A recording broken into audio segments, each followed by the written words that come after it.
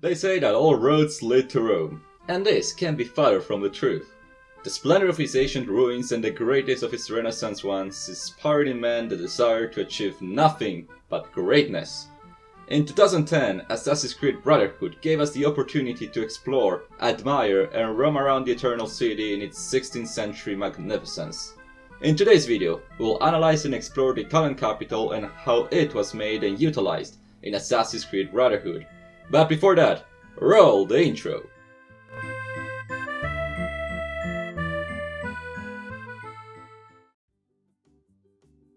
Greetings to you all, Blue Fox here, and as I stated before, pack your luggage cause we're going to Bella Italia.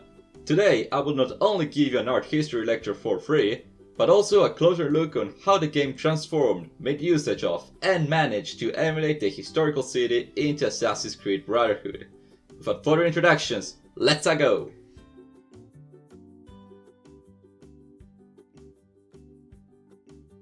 AC Brotherhood is the third entry in the Ubisoft extremely famous series of the same name.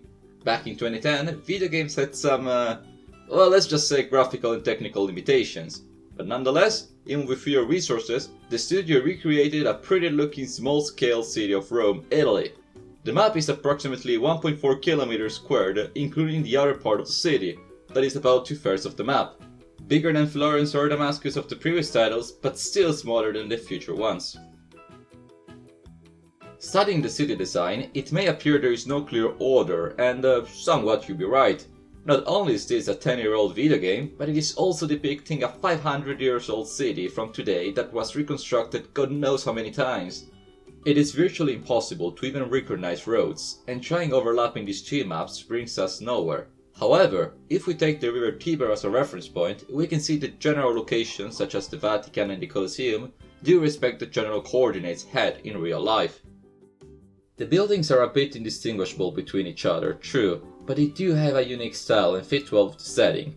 What is not for, however, is the high amount of work put into the important keystones of the imperial capital, the monuments. The sheer amount of details put into the famous landmarks scattered around town is simply impressive, and the monuments are too many to count. I'm no art history book, so I'll cut the list down and discuss in details the biggest four: the Colosseum, the Pantheon, the Imperial Forums and Ruins, and Castel Sant'angelo.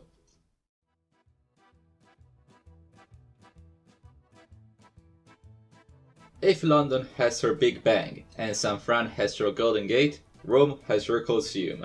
Symbol of the city, of the empire, the big amphitheater was built by Vespasian and finished by Titus between 71 and 80 CE, and resides in the southern district of the region.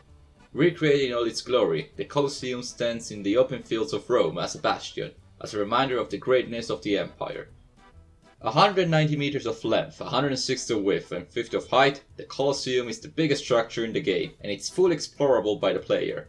Since the game is set before the 1800s, there are many unrenovated parts of the structure present, due to the earthquakes and dismantlements for gathering materials. The Colosseum is the gem of the past, and a shining star for the metropolis.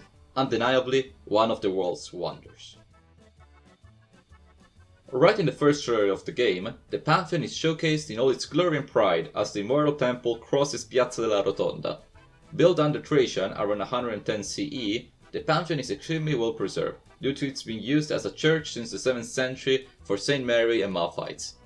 The dome stands at an impressive 44-meter diameter, making it the biggest full concrete dome in the world to this day.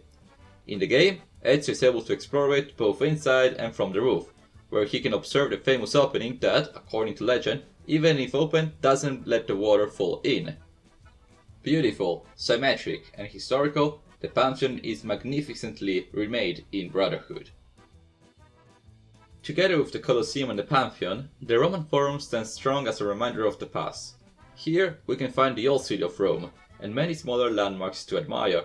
In it, we can find the arches of Constantine, Severus and Titus, the temples of Saturn, Antonius and Vespasian, and the basilicas of Maxentus, Julia and Emilia too.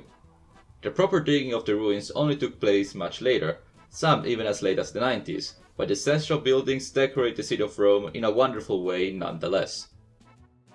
Last but not least, Castel Sant'angelo shines up north of Rome and leads the way to the yet not finished Vatican.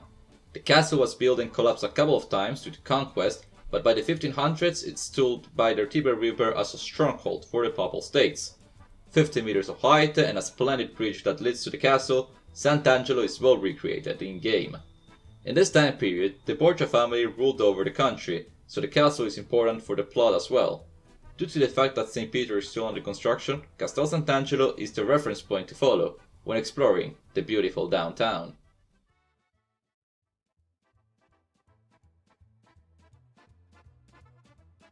In addition to exploring all the wonders that paint the city, many of which I just have no time to discuss, the game provides a plot that englobes famous historical characters and events. From Cesare Borgia to Caterina Sforza to even Niccolò Machiavelli, history walks across the streets and enhances the historical setting the city is in. The various civilians that roam around also contribute in expanding the accuracy of the liveliness of the place. Finally, as it is the signature of the franchise, Brotherhood lets players climb, run and ride all over town with complete freedom. It feels cliché at this point to say it, but back in 2010 it was a huge true achievement that not many other open world games could really brag about. It aged well a bit perhaps, but just like Peck and Hedburn explore the capital with their shining Vespa, exploring Rome by running above the delicate roofs in Assassin's Creed Brotherhood is truly a magical experience.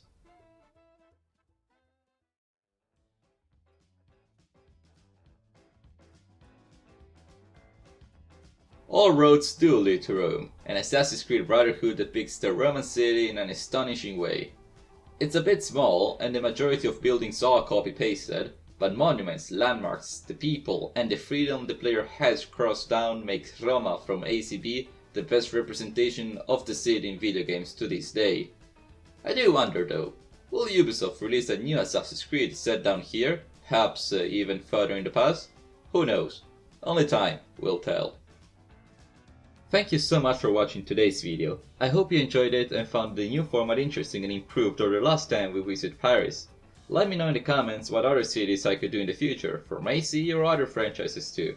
If you enjoy my content, drop this video a like, share it and just subscribe for more. I'm Blue Fox and I wish you all a wonderful day.